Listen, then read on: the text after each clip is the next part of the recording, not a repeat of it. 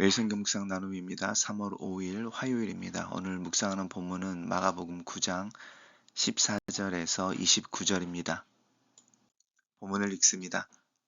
이에 그들이 제자들에게 와서 보니 큰 무리가 그들을 둘러싸고 서기관들이 그들과 더불어 변론하고 있더라. 온 무리가 곧 예수를 보고 매우 놀라며 달려와 문안하거늘 예수께서 물으시되 너희가 무엇을 그들과 변론하느냐. 무리 중 하나가 대답하되 선생님 말 못하게 귀신 들린 내 아들을 선생님께 데리고 왔나이다. 귀신이 어디서든지 그를 잡으면 거꾸러져 거품을 흘리며 이를 갈며 그리고 파리에 지는지라. 내가 선생님의 제자들에게 내쫓아 달라 하였으나 그들이 능히 하지 못하더이다. 대답하여 이르시되 믿음이 없는 세대여 내가 얼마나 너희와 함께 있으며 얼마나 너희에게 참으리요.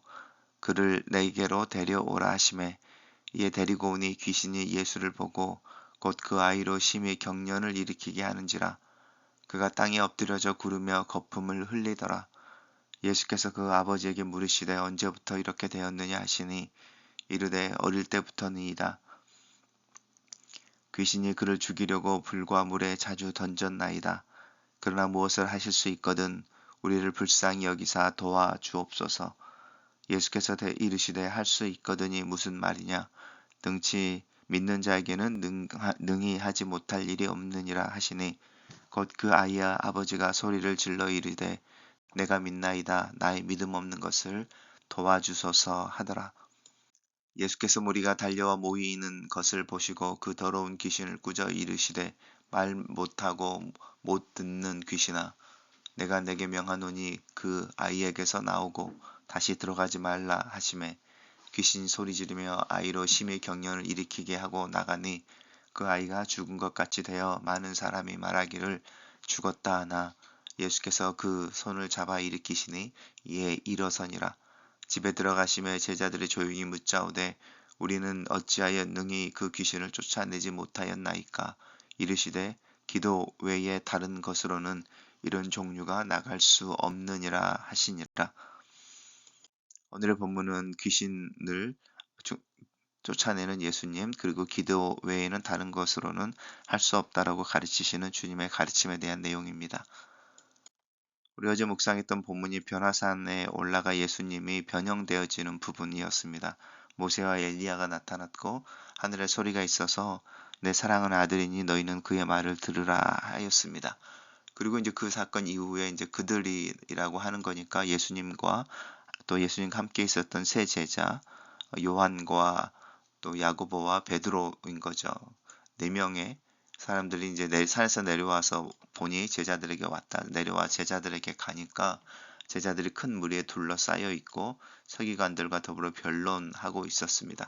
무엇을 변론하고 있었는지 알 수 없지만 우리가 오늘 읽은 내용들을 잘 생각해 보면 이 권능의 문제에 있어서 이야기하고 있었을 수 있습니다.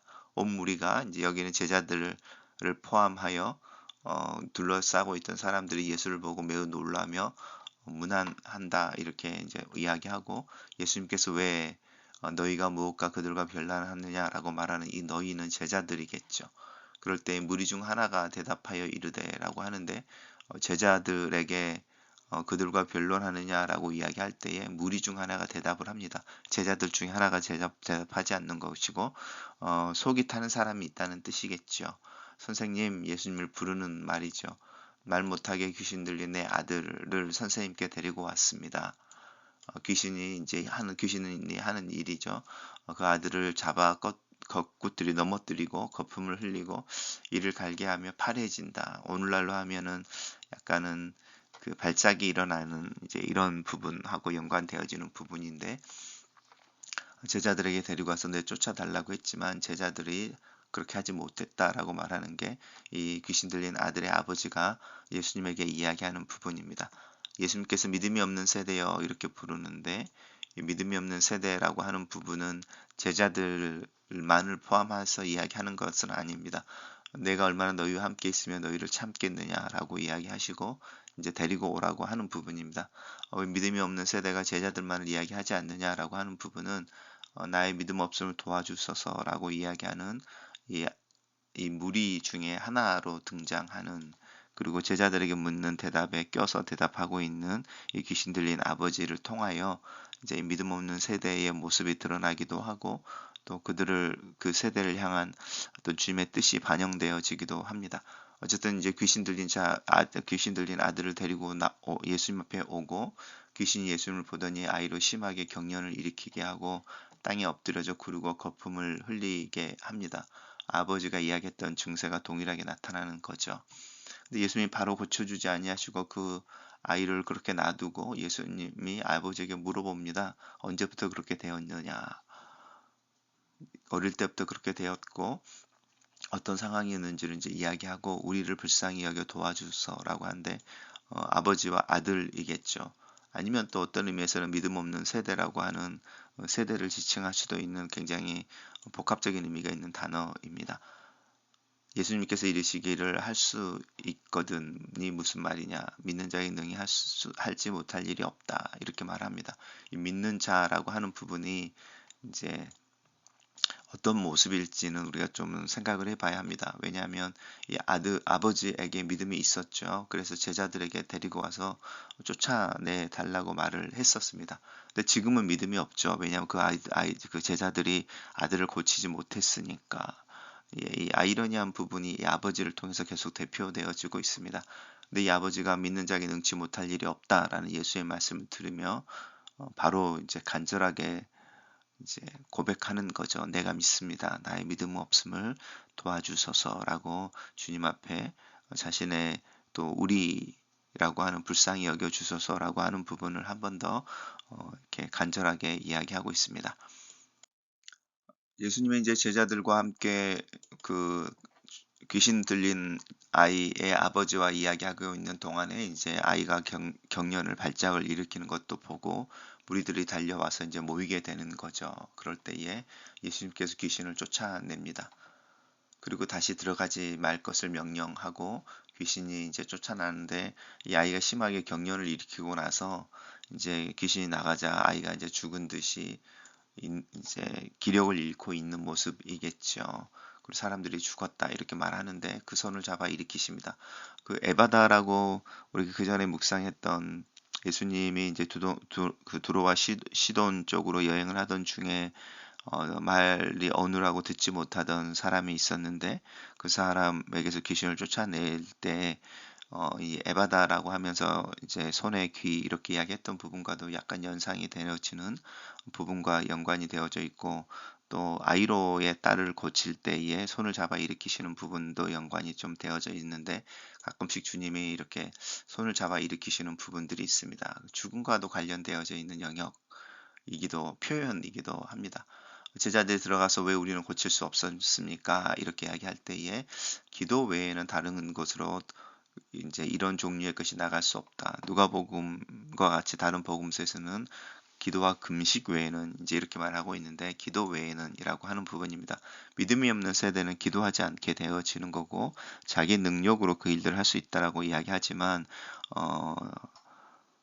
믿음이 없으니 도와주십시오라고 말하는 그 아버지의 외침이 사실은 기도인 것이죠. 누구의 힘으로, 누구의 이름으로 이런 일들이 일어나는가에 대한 분명한 인식이 있다면 그 권위를 가지고 있는 분을 향하여 요청하고 도움을 구하는 것이 기도라고 할 수 있습니다. 단락을 요약해 보겠습니다. 산에서 내려온 예수님과 세 제자들은 산 밑에 있던 제자들의 귀신 들린 아이를 고치는 문제로 씨름하는 것을 본다.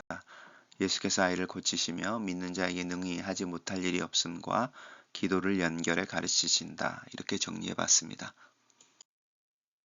매일 성경 묵상 나눔입니다. 예수님은 귀신에 쩔쩔매고 세상 사람들에게 조롱을 당하는 제자들을 향해 믿음이 없는 세대라고 탄식하십니다. 얼마나 함께 있고 얼마나 참으리요 라고 한탄하십니다. 우리가 하나님을 믿지 않기 때문에 세상이 하나님을 업신여기고 하나님을 믿으라는 우리의 말을 귀 담아 듣지 않는 것입니다. 지금 우리에게 시급한 일은 겉을 꾸며서 세상에 과시하는 것이 아니라 먼저 속사람으로 믿음을 단장하여 하나님 앞에 제대로 서는 것일 수 있습니다. 예수님의 산 위에서 영광을 받으시는 동안 산 아래 제자들은 귀신 들린 아이를 고치지 못하여 무리의 조소와 불신의 대상이 되고 있습니다. 한때 성공적으로 많은 귀신을 쫓아냈지만 이번에 실패한 것은 예수님이 곁에 계시지 않아서가 아니라 믿음, 기도가 없었기 때문입니다. 시내산에 올라간 모세의 부재 속에서 믿음 없는 무리의 책동으로 황금 송아지를 만들었던 이스라엘 백성들처럼 제자들은 변화산에 올라가신 예수님의 부재로 불안한 상황에서 의심하는 무리들에 둘러싸여 믿음을 잃었을 것입니다. 과거의 성공적인 신앙 행적이 자동으로 오늘의 나의 성공적인 믿음 또 성공적인 그리스도인이 되게 하는 것은 아닙니다. 믿음은 관계이기에 늘 자라고 변하고 다져져야 합니다. 올 한 해 끝에 부쩍 자란 내 믿음을 볼 수 있게 달라고 기도하지 않겠습니까? 귀신 들린 아이의 부모는 할 수 있거든 고쳐달라고 예수님께 부탁합니다. 아이의 고질적이고 절망적인 상태 때문에 어느새 믿음이 소멸했고 제자들의 치유 실패는 의구심을 더욱 부추겼을 것입니다. 하지만 할 수 있거든이 무슨 말이냐라는 예수님의 책망 섞인 도전을 듣고 곧바로 자신의 믿음과 믿음 없음을 동시에 고백합니다. 얼마나 정직하고 간절한 고백입니까? 이율배반적인 말이지만 실제로 우리 안에는 믿음과 믿음 없음이 공존합니다. 하지만 하나님은 의심과 절망 속에 피어난 우리의 작고 가느다란 믿음, 불안정한 믿음에 깃들여 역사하십니다. 주님은 우리가 이 겨자씨 한 알만큼의 믿음으로 불신의 시대를 이겨내기를 바라십니다. 살아계신 하나님 그리스도의 영광을 상상합니다. 요한계시록에 묘사된 그리스도의 모습 속에서 주님을 향하여 메시아라 부를 때에 내 마음의 태도를 살펴봅니다. 주님 앞에 깊은 마음의 머리를 숙입니다. 주님의 이름의 권세와 능력을 바라봅니다. 주님의 영광을 보며 그 영광 안에 거하며 그 영광 안에 한 부분으로 살 수 있기를 기도합니다. 주님의 말씀을 따라 도전할 줄 알며 또 새로운 일을 시도할 줄 알며 하던 일을 지속할 수 있는 믿음을 더하여 주시옵소서.